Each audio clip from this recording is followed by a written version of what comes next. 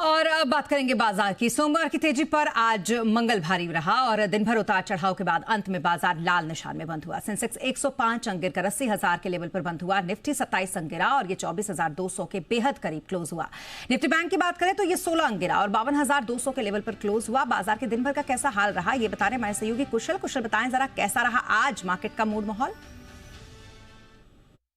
जी तो कारोबारी हफ्ते के दूसरे दिन भारतीय बाजार लार्जली रेंज बाउंड रहे। शुरुआती 1-1.5 घंटे में अच्छी तेजी बनाने के बाद यहां पर गिरावट आई और जो कि गिरावट जो है पूरे दिन के दौरान वैसी की वैसी ही बनी रही। इनफैक्ट अगर आप देखेंगे तो यहां पर निफ्टी में चढ़ने वाले शेयरों के मुकाबले जो गिरने वाले शेयर थे वहां पर ऑलमोस्ट इक्वल सा ही कॉम्पिटिशन देखने को मिल रहा था। बट लार्जली आप देखेंगे तो निफ्टी में टॉप गेनर्स भी निकल कर आए थे, जिसमें श्रीराम फाइनेंस समेत ब्रिटानिया, BEL, एशियन पेंट्स जैसे स्टॉक्स जो है वो फायदे में रहे। प्राइमरली एशियन पेंट्स तो इसलिए क्योंकि कच्चे तेल में आप देखिए तो कल करीबन 3-3.5% तक की गिरावट होती हुई दिखी थी।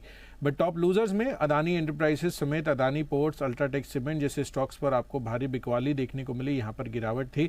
बट दूसरी तरफ कुछ एक सेक्टर स्पेसिफिक जो एक्शन है वो साफ तौर पर देखने को मिला, जिसमें डिफेंस स्पेस की कंपनियां एक बढ़िया गेनिंग ग्राउंड्स आज बनाते हुए नजर आ रहे थे। भारत डायनेमिक्स समेत मिश्र धातु, प्रीमियर एक्सप्लोसिव जैसे स्टॉक्स पर अच्छा एक्शन बना हुआ था। इनफैक्ट रियल एस्टेट स्पेस पर भी जेफरीज की इंटरेस्टिंग रिपोर्ट आते हुए दिखी थी, जहां पर पसंदीदा नामों में मैक्रोटेक डेवलपर्स भी था, जहां पर 5-5.5% के गेन्स आपको देखने को मिले। इक्विनॉक्स समेत अजमेरा रियल्टी जैसे स्टॉक्स पर भी भरपूर तेजी आज के दिन में बनती हुई नजर आ रही थी। इनफैक्ट म्यूचुअल फंड लाइसेंस के लिए सेबी से मंजूरी मिलने के बाद स्टॉक्स न्यूज़ के लिहाज से एंजल वन काफ़ी बढ़िया स्पाइक यहाँ पर भी आता हुआ दिखा। वोडाफोन आइडिया तो सुबह से ही खबरों में बना हुआ था और साथ ही स्विगी पर इंटरेस्टिंग UBS की रिपोर्ट आई थी और क्रिस्टल इंटीग्रेटेड को ऑर्डर विन की वजह से आज यहाँ पर तेजी आती हुई नजर आई। अदर टॉप गेनर्स में कैप्री ग्लोबल समेत त्रिवेणी टर्बाइन, पिरामल एंटरप्राइजेस जैसे स्टॉक्स पर बढ़िया तेजी का एक्शन था। 7-8% तक की भी दमदार तेजी पिरामल एंटरप्राइजेस में बनती हुई दिखी थी, लेकिन गिरावट